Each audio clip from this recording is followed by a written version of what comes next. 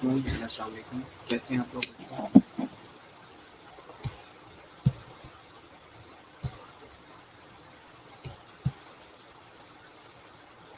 Jennifer and summer बाकी लोगों को कहती काइंडली जैसे ऑनलाइन होते हैं। Okay so that we may continue our lecture with renal failure.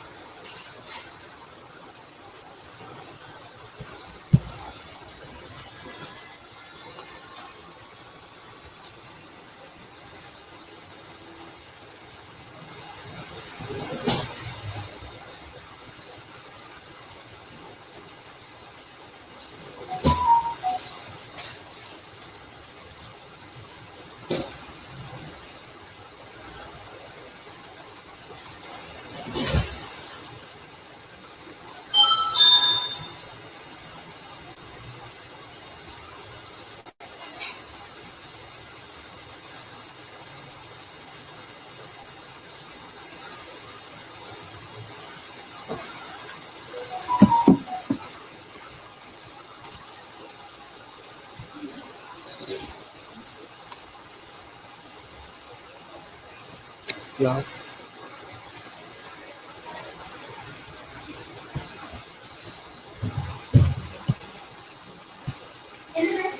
और गुड आफ्टरनून समर बाकी लोगों को बोलते हैं जल्दी से ऑनलाइन हो जाए। वालेकुम सलाम। Hope will be fine access very good afternoon Jennifer. बेटा बाकी लोगों को बोलते हैं जल्दी से ऑनलाइन हो जाएं ताकि हम इन पीरियड को कंटिन्यू कर सकें। ठीक है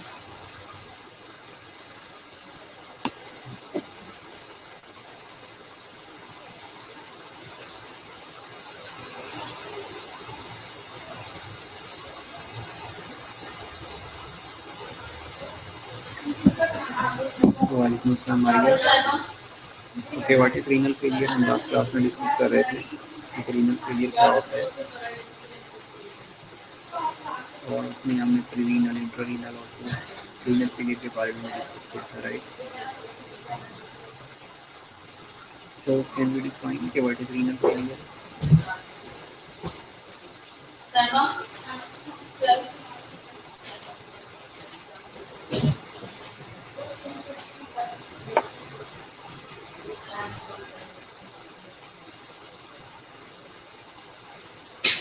Okay, we can define as renal failure as a condition in which the kidney fails to remove metabolic waste products from the blood and regulate fluid, electrolytes and pH balance of extracellular fluid। ये हमने last class के अंदर ये discuss किया था।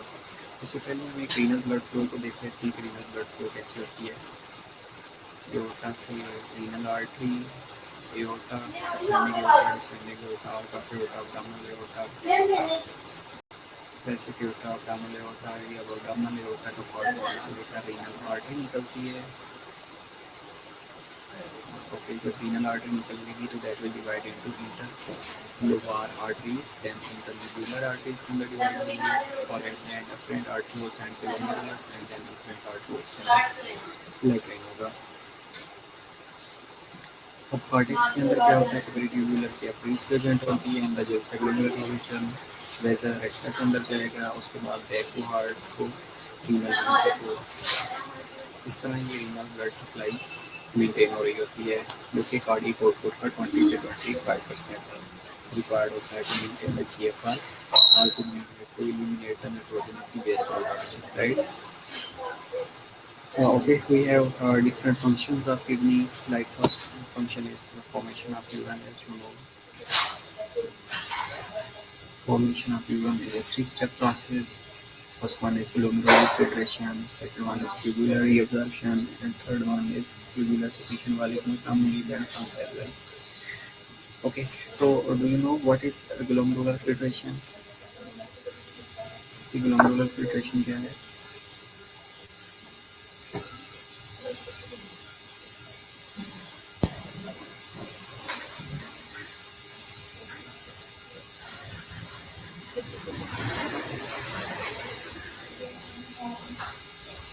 वालेकुम अस्सलाम फरवा just over as well.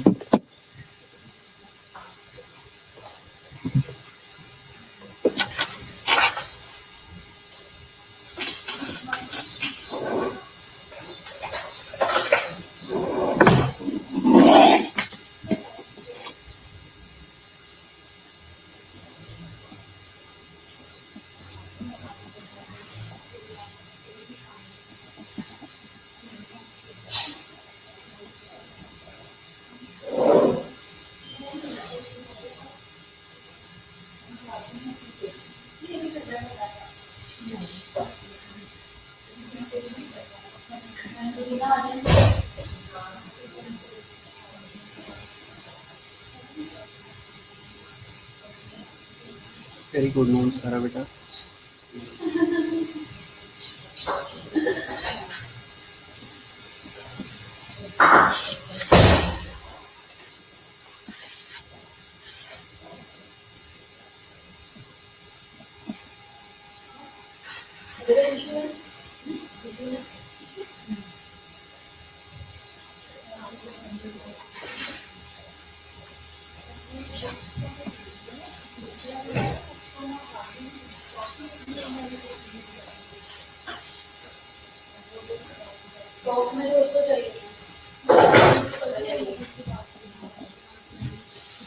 Okay, Jennifer Sadke, Walaikum Assalam Sarnas.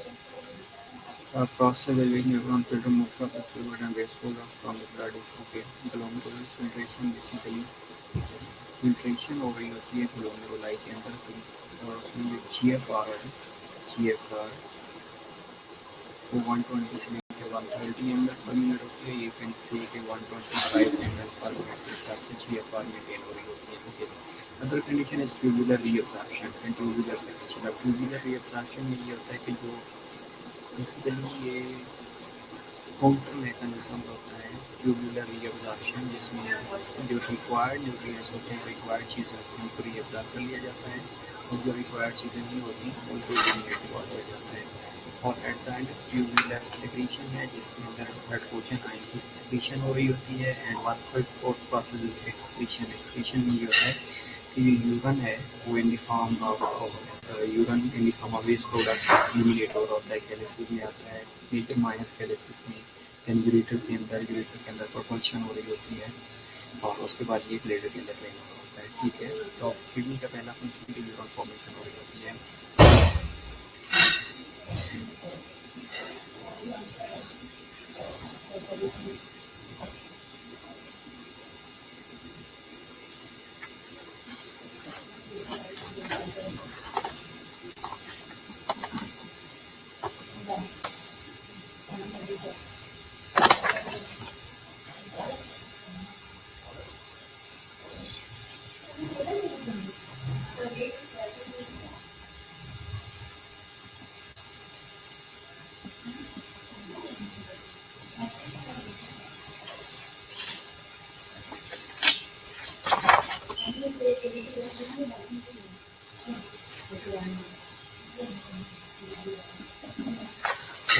Excretion of waste products. Excretion of waste products में eliminates the body's metabolic waste products like urea हो सकता है, creatinine हो सकता है, phosphate हो सकता है, sulfate हो सकता है।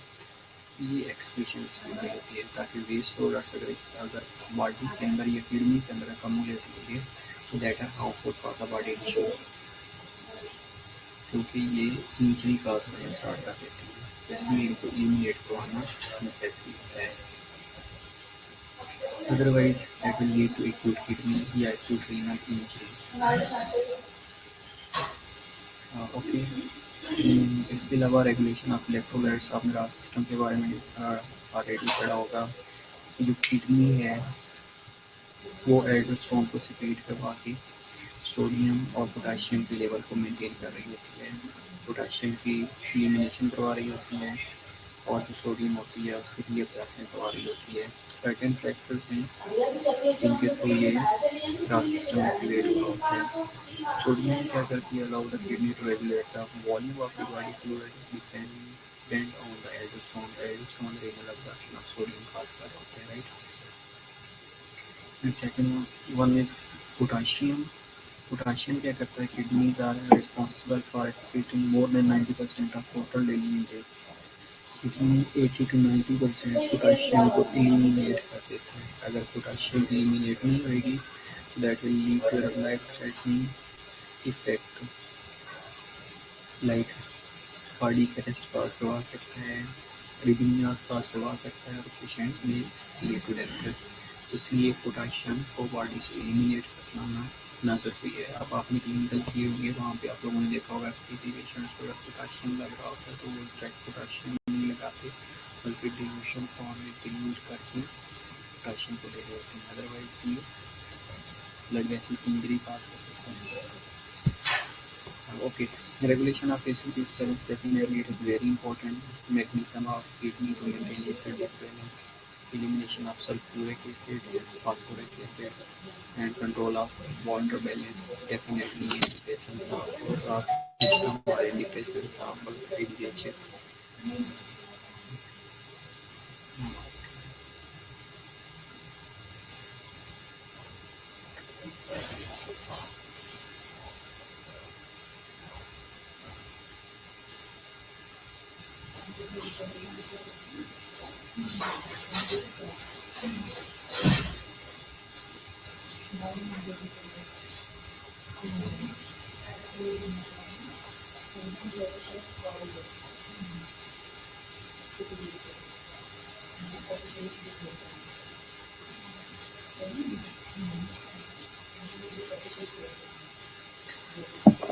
ओके, अब आवाज़ आ रही है सर?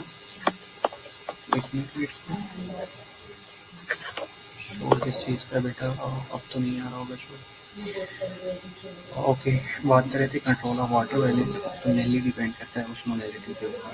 अब ओस्मोलैरिटी जो होती है that is maintain by ADH. Normalization of water daily जो है 1 to 2 liters and normally all about 4 to 500 is excreted in the human.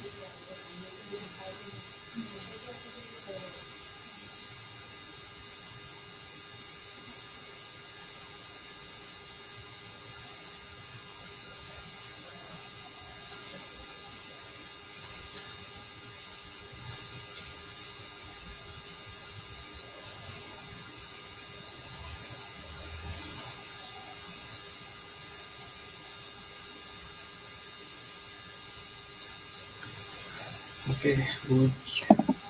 Very good afternoon बेटा। बेटा नफीसा पेशेंट को पोटाशियम इसलिए करते हैं कि पोटाशियम अगर ज़्यादा हो गया तो उसको इलिमिनेट करना होता है।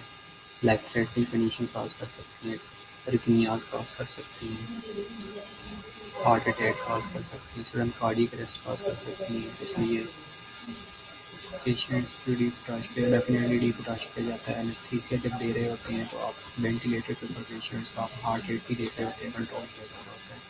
सर्टेन अदर फैक्टर्स भी हैं। विटामिन की सिंथेसिस डेफिनेटली कराता है, विटामिन डी की अगर बात करते हैं तो। ठीक है, तो ऑस्मोलैरिटी बेसिकली क्या है? कैटेगरी ऑफ डिल्यूशन और concentration of urine particles dissolve पर केजी पर यूरिन ग्लूकोज और प्रोटीन का ऑस्मोटिकली एक्टिव एजेंट्स। अब ये जो ऑस्मोलैरिटी है बेटा,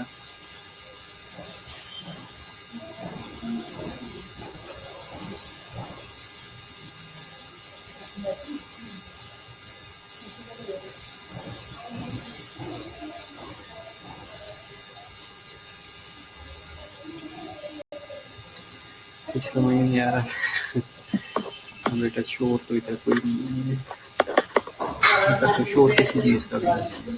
फैन भी ऑफ है।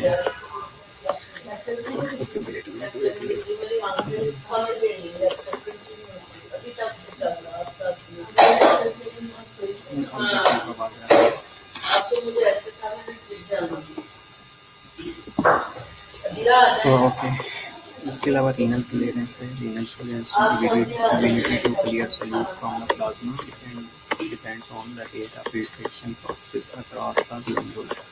The more clears out in the tubules and more secreted into tubules. Renal clearance है जो waste products होते हैं उनको eliminate कराया जाता है। इसके अलावा specific gravity is measured measurement of the kidney's ability to concentrate urine, weight of the particles to the weight of distilled water, and ADHA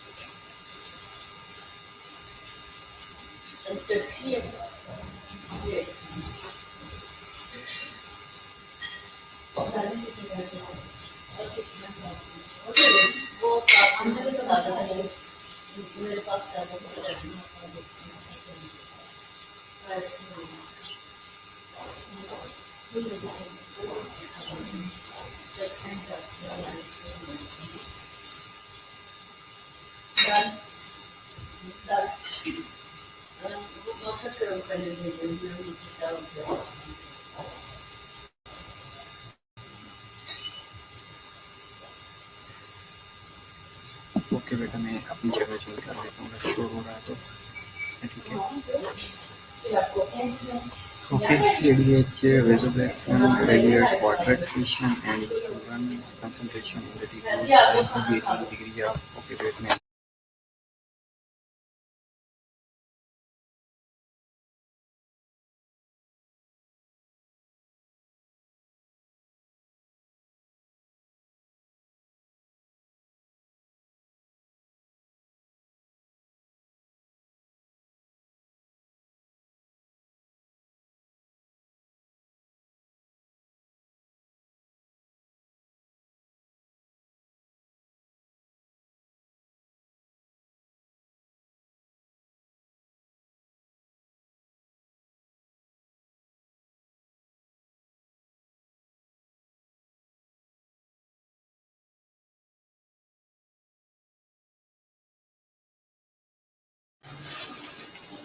okay बेटा, आप कंफर्म कीजिएगा, शोर नहीं आ रहा होगा।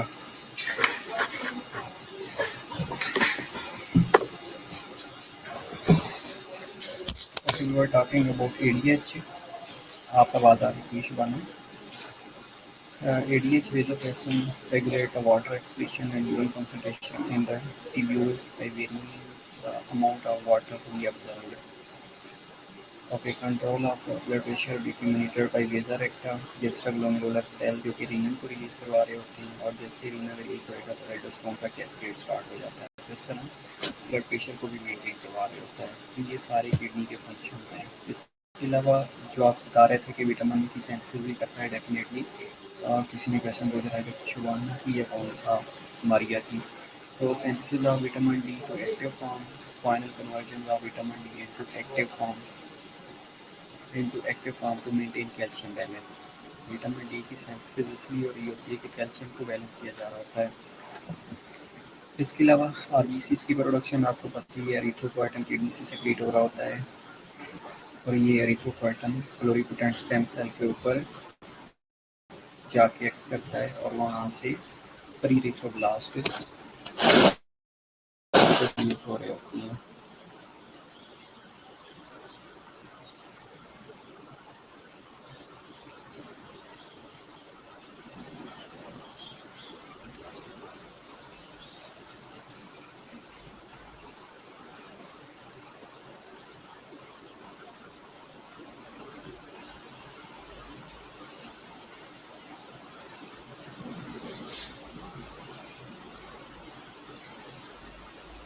अभी भी कल आवाज़ कम आ रही है, तो मैं जोर जोर से बोल रहा हूँ। ओके, इसके अलावा सिलेक्शन ऑफ प्रोस्टाग्लैंडिन्स हैं important to maintain renal blood flow and they have vasodilatory effect. Certain prostaglandins excrete हो रहे होते हैं किडनी के अंदर, जो कि रीनल ब्लड फ्लो को मेंटेन कर रहे होते हैं। इन सम कंडीशन जब रीनल ब्लड फ्लो डिक्रीज हो जाती है, तो ये प्रोस्टाग्लैंडिन्स हैं जो रिलीज होकर ब्लड फ्लो को मेंटेन कर रहे होते हैं।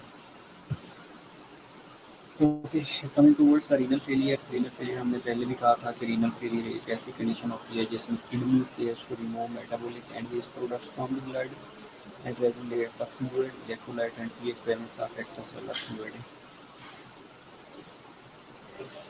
ठीक है, तो ऐसी कंडीशन इसके अंदर या किडनी की जो नॉर्मल फंक्शन है, जिसमें हमने कहा था कि इसमें मेटाबॉलिक वेस्ट प्रोडक्ट्स को एलिमिनेट करवाना होता है, यूरिन की फॉर्मेशन होती है।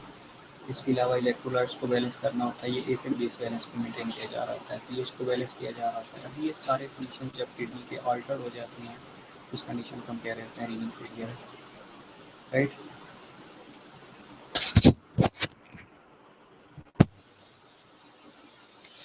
Okay, renal failure, acute renal failure या एक्यूट किडनी इंजरी भी इसे कहा जाता है। एक्यूट रीनल फेलियर का मतलब ये होता है कि अब्रप्ट प्रॉब्लम हुआ है किडनी के अंदर। अब ये अब्रप्ट प्रॉब्लम क्या हो सकता है? Sudden reduction in renal function resulting in inability to excrete metabolic waste and maintain proper fluid and electrolytes. जिसके अंदर यूजली ओलीगुरिया डेवलप होना शुरू हो जाता है। और ओलीगुरिया के अंदर बेटा ये यूरिन आउटपुट है 20 ml/h के हिसाब से प्रोड्यूस हो रही होती है। ये less than 400 ml/day। 20 ml report के अंदर लिखा हुआ है 20 ml/h के हिसाब से अगर यूरिन आउटपुट है तो दैट इज नोन एज ओलीगुरिया। बेटा आवाज़ शोर वाली क्यों आ रही है मुझे नहीं पता, लेकिन यहाँ पर ऐसा कुछ कोई शोर नहीं हो रहा।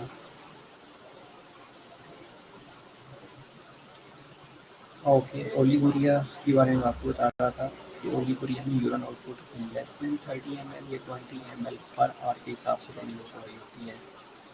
तो less than 400 ml/day। Although urine output में भी नॉर्मल और इंक्रीज इन सर्टेन कंडीशंस या प्रोस्टाग्लैंडिन रिलीज होना शुरू हो जाती हैं, तो उनका विजुडाइलेटरी इफेक्ट होता है। उसमें जीएफआर को मेंटेन किया जा रहा होता है। उसके रिजल्टिंग यूरिन आउटपुट नॉर्मल भी हो सकती है, इंक्रीज भी हो सकती है। ये जब रिकवरी फेज होती है, रिकवरी फेज के अंदर भी यूरिन आउटपुट इंक्रीज हो सकती है। Blood urea nitrogen and creatinine level values are elevated.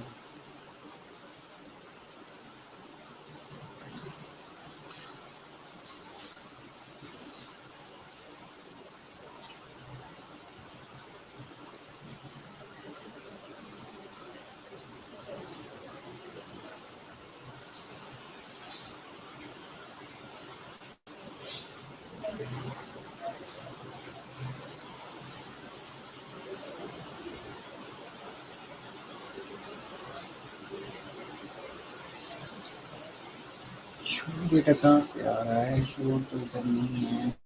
Any how चलिए आप लोग ये डिस्कस कर लेते हैं शोर कम कैसे होगा।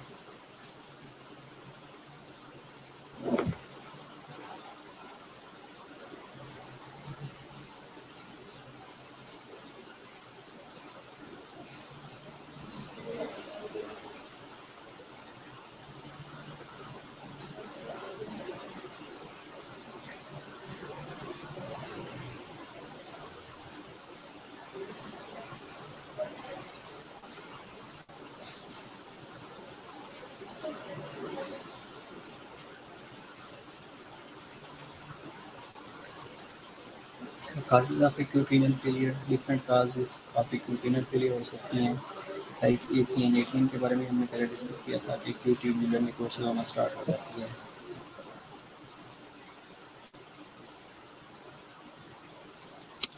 कर लेते हैं। अब ठीक है बेटा, रिफ्रेश भी किया है मैंने, हैंड फ्री भी चेंज कर लिए हैं, हेडफोन भी लगाए हुए थे वो भी चेंज किए हैं।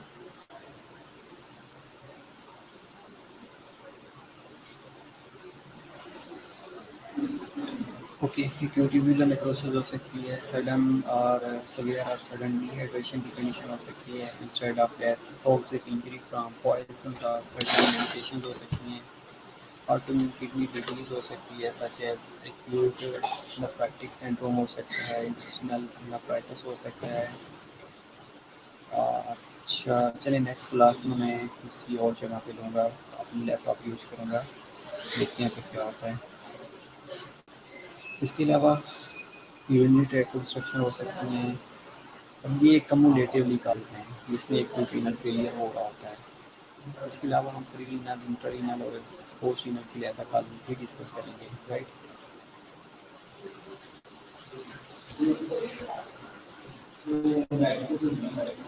अब एक्यूट रीनल फेलियर में एक्टर्स इन क्लिनिकल सेटिंग जिसको हमने पहले भी डिस्कस किया था कि as the adaptive responses to severe volume depletion and hypotension with structurally and functionally intact nephrons. अब एक अगर pre renal acute renal failure है तो उसके अंदर जो नेफ्रॉन्स हैं वो इंटैक्ट होती हैं, स्ट्रक्चरली भी और फंक्शनली भी, until unless there will be problem in the kidney.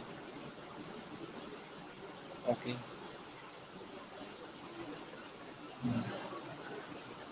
and in response to cytotoxic or ischemic insult to the kidney with structural and functional damage। अगर किडनी के अंदर itself स्ट्रक्चरल और functional damage है तो उसको कहा जाता है इंट्रा या इंट्रिंसिक एक्यूट रीनल फेलियर। अगर किडनी से पहले पहले कोई प्रॉब्लम हो रहा है तो that is known as prerenal acute renal failure. अगर विद इन द किडनी कोई प्रॉब्लम हो रहा है तो that is known as intrarenal या इंट्रिंसिक एक्यूट रीनल फेलियर। अगर पैसेज ऑफ यूरिन के अंदर कोई ऑब्स्ट्रक्शन है तो that is known as post renal acute renal failure, right. तो ये तीन क्लिनिकल सेटिंग याद रखिएगा, प्रीरिनल फेलियर है, इंट्रारीनल फेलियर है एंड पोस्ट रीनल फेलियर है, और इसकी काजेज हम वन बाय वन डिस्कस कर लेते हैं। Prerenal acute renal failure क्या है? It is caused by impaired blood flow as a result of intravascular depletion which lead to decreased effective circulating volume to the kidney। अब हमने discuss किया था कि कार्डिक आउटपुट जो 20 से लेकर 25% किडनी को रिक्वायर्ड होती है, अगर किसी वजह से वो कार्डिक आउटपुट मेंटेन नहीं हो रही, इधर depletion in the circulatory volume, इधर stenosis in the renal artery, either decrease in the blood pressure, either conditions of hypovolemia, either condition of hypovolemic shock, either condition of dehydration, whatever the condition is there, जब circulatory volume reduce होने के result में cardiac output maintain नहीं होगी, cardiac output maintain नहीं होगी तो normally जो cardiac output towards the kidney required है वो फुलफिल नहीं होगी।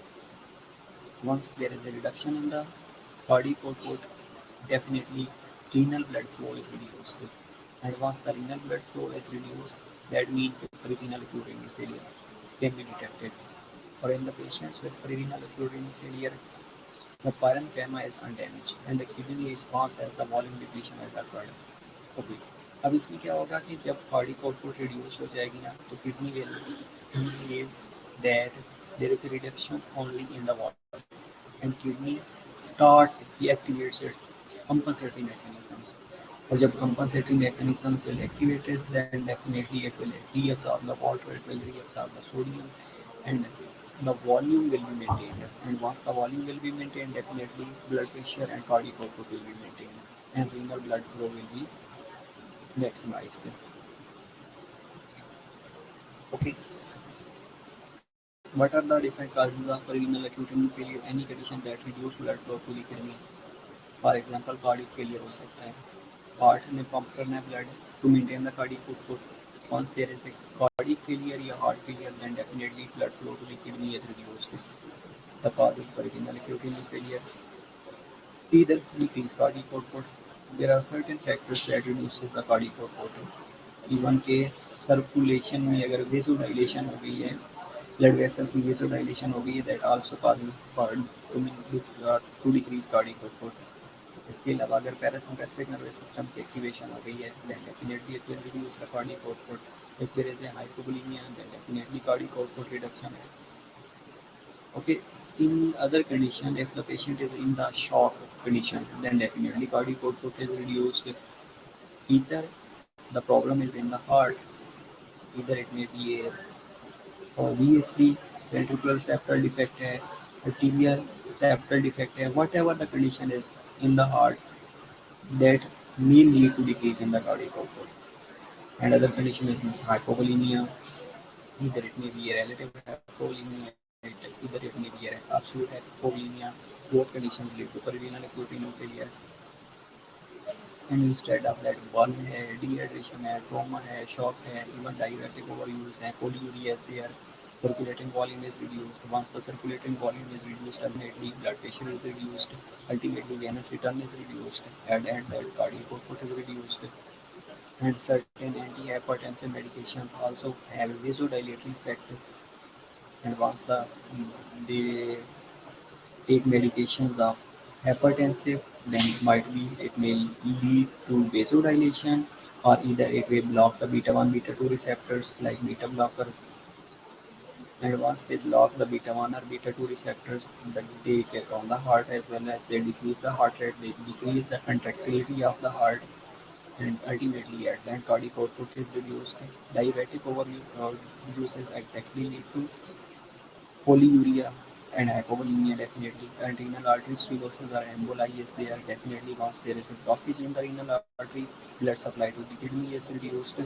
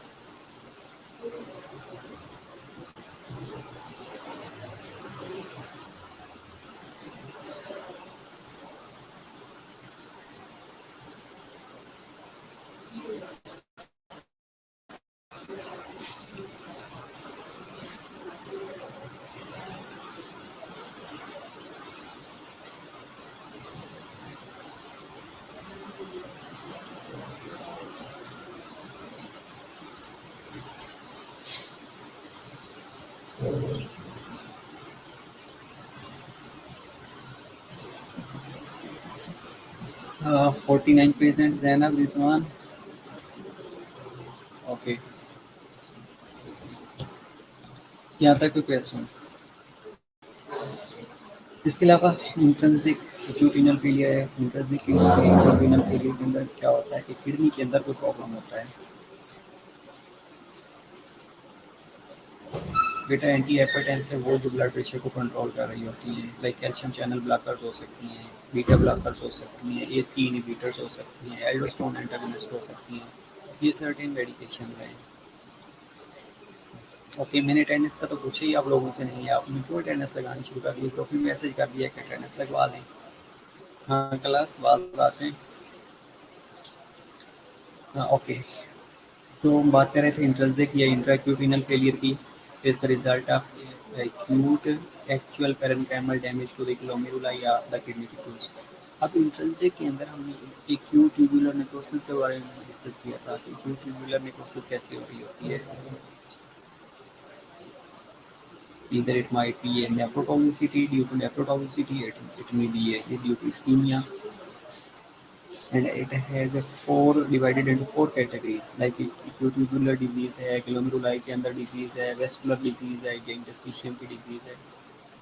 तो इंट्रिंसिक के अंदर फोर कैटेगरीज आती हैं। इधर it may be acute renal failure, acute tubular disease है, इधर इट मे बी ट्यूब्यूल्स के अंदर प्रॉब्लम है, इधर इट मे बी ग्लोमेरुलाई के अंदर प्रॉब्लम है, इधर इट मे बी वेसल्स के अंदर प्रॉब्लम है, ये इंटरस्टिशियम आपकी किडनी के अंदर प्रॉब्लम है। आवाज नहीं आ रही अशवाना? ओके, अब आ रही है। इसके अलावा डिफरेंट कॉजेज हो सकते हैं। For example filtering structure of the kidney are damage, like glomeruli ही डैमेज हो गई है। इसके अलावा एक्यूट ट्यूबुलर नेक्रोसिस हो गई है। Instead of that ischaemic necrosis हो गई है। नेफ्रोटॉक्सिक सब्सटेंसेस अकोमुलेट हुए हैं, उन्होंने क्या किया है, उन्होंने नेक्रोसिस कर दी है। इसके अलावा सर्टेन मेडिकेशन लाइक जेंटामाइसिन है, अमाइनोग्लाइकोसाइड्स हैं, एनसेड्स हैं, लेड है, एनाल्गेसिक ओवर यूज है, ये डायरेटिक्स हैं। Ultimately that will lead to damage to kidney.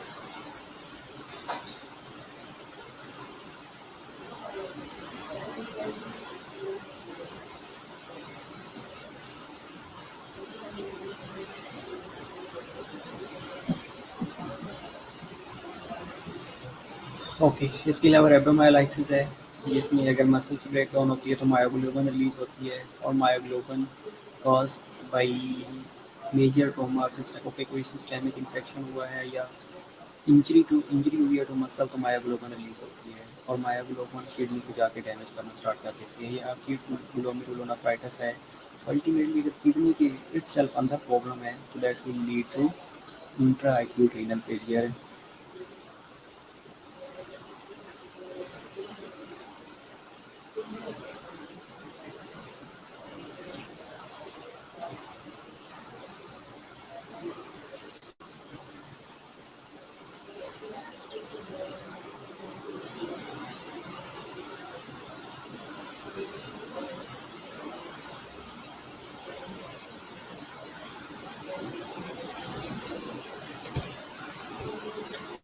Okay, post renal acute renal failure क्या होता है? Post renal acute renal failure is a rare and occurs with urinary tract obstruction that affects the kidney bilaterally। फिर urinary track obstruction हो गई है, ये urinary track obstruction में ureter के अंदर ऑब्स्ट्रक्शन हो गई है, कैलिसिस के अंदर ऑब्स्ट्रक्शन हो गई है, ब्लैडर के अंदर ऑब्स्ट्रक्शन हो गई है, ये यूरिथ्रा के अंदर ऑब्स्ट्रक्शन हो गई है, definitely it can lead to post urinary urinary failure. Pressure rises in the kidney tubules, eventually the GFR decreases and hydronephrosis may occurs. और हाइड्रोनेफ्रोसिस की वजह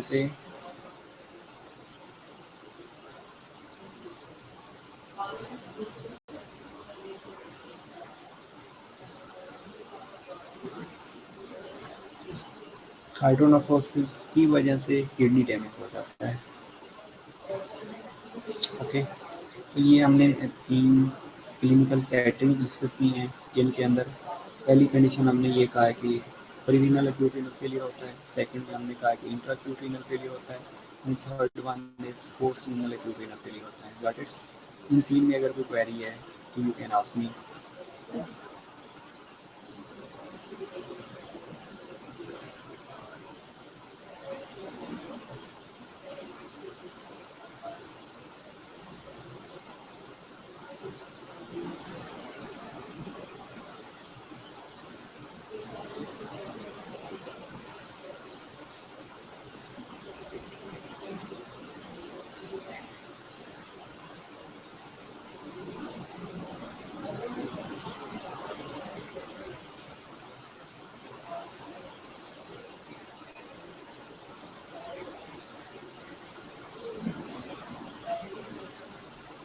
हाइड्रोनेफ्रोसिस माना ये होता है कि वाटर का किडनी के अंदर अकमुलेट हो जाना. हो सकता है जब यूरेटर ऑब्स्ट्रक्शन हो जाती है तो हाइड्रोयूरेटर्स होना स्टार्ट हो जाती हैं, यूरेटर डायलेट होते हैं और वो प्रेशर डालते हैं किडनी के अंदर, तो किडनी के अंदर अब नॉर्मल वाटर की अकोमोडेशन स्टार्ट हो जाती है. That is known as hydronephrosis. Okay, postrenal acute renal failure जो कि लेस देन 5% काजेज हो सकती हैं, बाकी 80 to 90% मेनली इंट्रा और प्रीरीनल एक्यूट रीनल फेलियर की काजेज होती हैं. तो लेस देन 5% काजेज जो हैं पोस्टीनल फेलियर के अंदर फॉल करती हैं. अब that result from obstructed outflow. हो सकता है कि यूरिन ऑब्स्ट्रक्शन आउटफ्लो में प्रॉब्लम आ गया है, लाइक यूरोलिथियसिस हो गया है, स्टोन्स बनना शुरू हो गए हैं. इसके अलावा ब्लैडर के अंदर ऑब्स्ट्रक्शन हो गई है, इन्फेक्शन हो सकता है, कोई ट्यूमर हो सकता है, कोई पोलिस कैथीटर पास किया हुआ है तो उसकी वजह से ऑब्स्ट्रक्शन हो सकती है. इंस्टेड ऑफ दैट यूरिट्रल ऑब्स्ट्रक्शन हो सकती है, कोई ब्लड क्लॉट आ सकता है, स्टोन फॉर्मेशन हो सकती है, या ड्यूरिंग सर्जरी एक्सीडेंटल लाइगेशन हो सकती है, यूरिथ्रल ऑब्स्ट्रक्शन हो सकती है, लाइक यूपीएच हो सकता है, प्रोस्टेटिक हाइपरप्लेसिया या ट्यूमर हो सकती हैं, स्ट्रक्चर्स ऑफ यूरिथ्रा हो सकता है. ये सारे क्या करते हैं, ये यूरिन आउटफ्लो को ब्लॉक कर रहे होते हैं, ऑब्स्ट्रक्शन काज करवा रहे होते हैं. That will lead to definitely hydroureters, और हाइड्रोयूरेटर की वजह से हाइड्रोनेफ्रोसिस होना स्टार्ट हो जाती है, और हाइड्रोनेफ्रोसिस ही पोस्ट रीनल एक्यूट रीनल के लिए काज कर रही होती है. ये एक समरी है जिसके अंदर प्रीरीनल, इंट्रारीनल और पोस्ट रीनल फेलियर दिखाया गया. अब देखिएगा ये रीनल आर्टरी है, अगर रीनल आर्टरी स्टीनोसिस है या रीनल आर्टरी तक प्रॉब्लम है तो that comes under the prerenal acute renal failure. अगर कोई भी प्रॉब्लम जिसमें रीनल ब्लड फ्लो कंप्रोमाइज हो गया है तो that condition is known as prerenal acute renal failure. Okay, अगर किडनी के स्ट्रक्चर्स के अंदर या फंक्शन के अंदर कोई प्रॉब्लम आ गया है, लाइक इंट्रांसिक रीनल फेलियर है, damage to structures within the kidney अगर प्रॉब्लम है, और अगर यूरिन आउटफ्लो के अंदर ऑब्स्ट्रक्शन हो गई है, ये यूरिन आउटफ्लो के अंदर प्रॉब्लम आ गया है, तो definitely that is known as post renal acute renal failure. Got it? इस डायग्राम को याद रखिएगा कि प्रीरीनल फेलियर के अंदर ये प्रॉब्लम एग्जिस्ट करते हैं, इंट्रारीनल फेलियर के अंदर ये प्रॉब्लम एग्जिस्ट करते हैं, और पोस्ट रीनल फेलियर के अंदर ये प्रॉब्लम एग्जिस्ट करते हैं.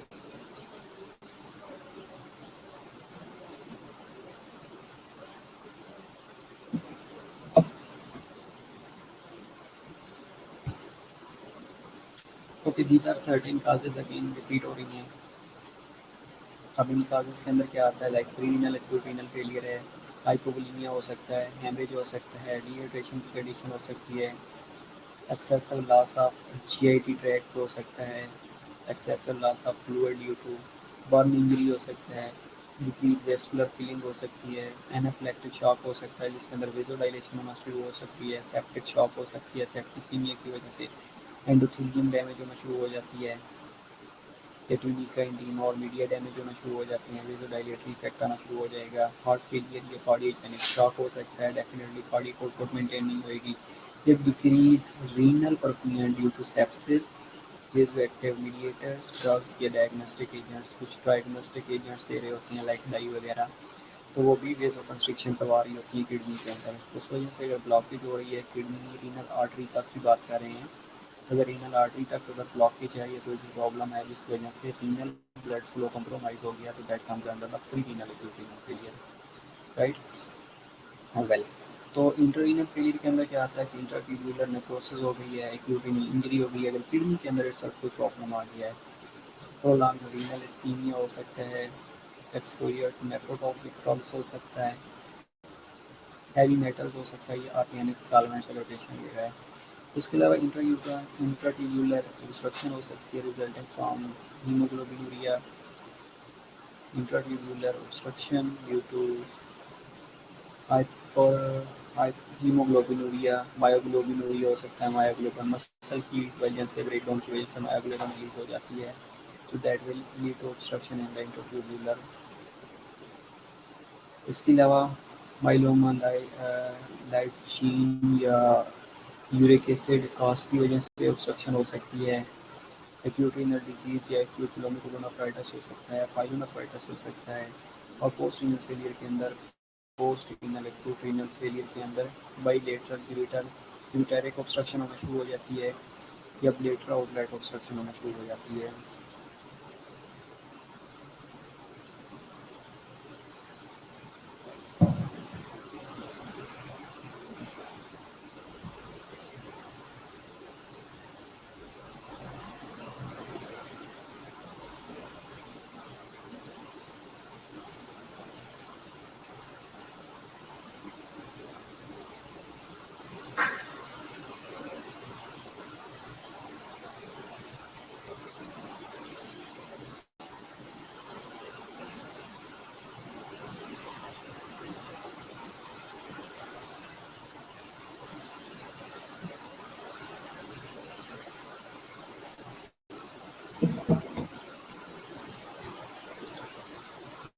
Okay, these are the phases of acute renal failure, ये हम नेक्स्ट क्लास में डिस्कस करते हैं कि अगर एक्यूट रीनल फेलियर है।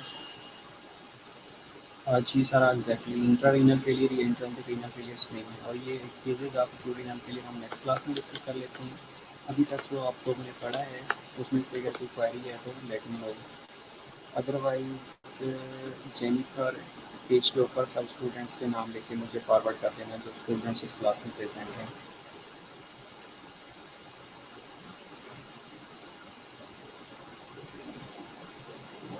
ओके, यहाँ तक कोई क्वेरी कोई क्वेश्चन? नेक्स्ट क्लास में हम फेजेस स्टार्ट करते हैं, बाकी एक्यूट रीनल फेलियर की फेजेस पढ़ने के बाद हम क्रोनिक रीनल फेलियर को भी देख लेंगे, ठीक है।